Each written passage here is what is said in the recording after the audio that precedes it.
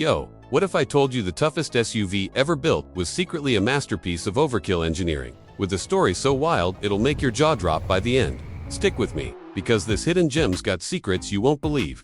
Welcome to Gear Tickler, where we don't just talk cars, we live them, breathe them, and occasionally curse them in the garage at 2 a.m. Today, we're diving into the Toyota Land Cruiser 100 series, the most over-engineered SUV to ever roll off a lot. This ain't your average grocery getter. This is a beast that laughs at mountains and spits in the face of rust. Let's take a ride. Picture this. It's 1998 and Toyota's got a chip on its shoulder. The Land Cruiser's been a legend since the 50s, hauling explorers through jungles and deserts. But the world's changing. Luxury SUVs are popping up, and soccer moms are eyeing Range Rovers. Toyota could have gone soft, slapped some leather in a tin can, and called it a day. Instead, they built the 100 series like they were preparing for the apocalypse. This thing's got a frame so stout it could bench press a semi, and an engine that'll outlast your grandkids. The 4.7-liter V8 in the American models. It's a torque monster, churning out 230 horsepower and 320 pound-feet. But here's the kicker: it's tuned for durability, not drag strips. Toyota didn't care about 0 to 60 bragging rights. They built this to haul you, your gear, and your dreams across continents without breaking a sweat. Let's talk bones. The 100 series rides on a ladder frame that's basically a steel I-beam with an attitude. It's so overbuilt, off-roaders still hunt these down like rare peckermen. Compare that to something like a Jeep Grand Cherokee from the same era, great rig, but its unibody feels like tinfoil when you're crawling over boulders. The Land Cruiser's suspension. Independent, up front, live axle in the re-ray setup that's like a mullet. Business in the front, party in the back. It's comfy on the highway, but can still flex over rocks like a mountain goat. And don't get me started on the diffs.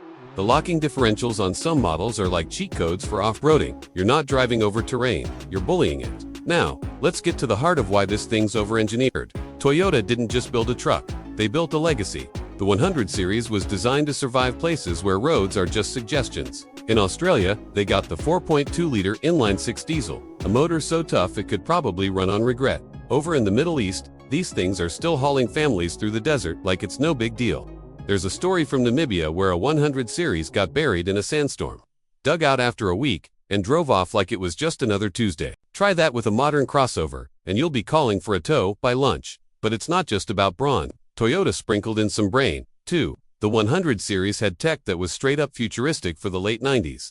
Active height control on some models let you raise or lower the suspension, like you're repiloting a spaceship. It's the kind of thing you'd expect from a Land Rover, but without the repair bills that make you question your life choices. And the interior, it's not just leather and wood trim, it's a cockpit built to make you feel like you're recommanding a tank that happens to have coup folders. The seats are like your favorite recliner, and the dash is laid out with the kind of no-nonsense logic only a gearhead could love.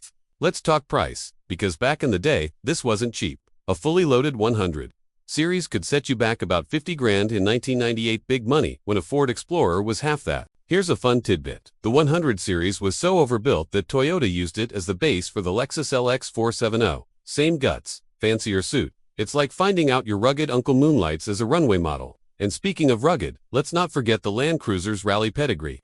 The 100 series was tearing up the Dakar Rally while other SUVs were still figuring out how to parallel park. There's a video out there of a 100 series climbing a near vertical dune, and it's the kind of thing that makes you want to sell your sedan and move to the wilderness. But it's not perfect. The V8's thirsty expect 13, maybe 15 mpg if you're gentle. And while it's a tank off-road, it's no sports car on pavement. It leans in corners like your dad after a barbecue. Still, those quirks are part of the charm. This isn't a vehicle, it's a companion. It's the friend who's always got your back, whether you're crossing the Sahara or just picking up lumber at Home Depot. So, what's the hidden gem I teased at the start? It's not just the engineering, it's the soul. The 100 series was built in an era when Toyota didn't cut corners, when over-engineered wasn't a dirty word but a badge of honor. Every bolt, every weld, screams, "We dare you to break me." And here's the kicker: they're still out there, racking up 500,000 miles, carrying new generations of adventurers.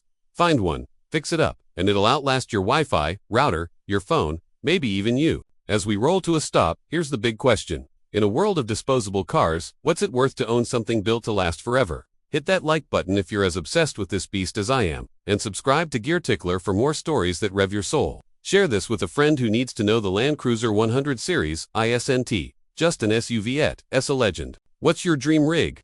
Drop it in the comments, and let's keep the gearhead fire burning. Until next time, keep the rubber side down, and the stories alive.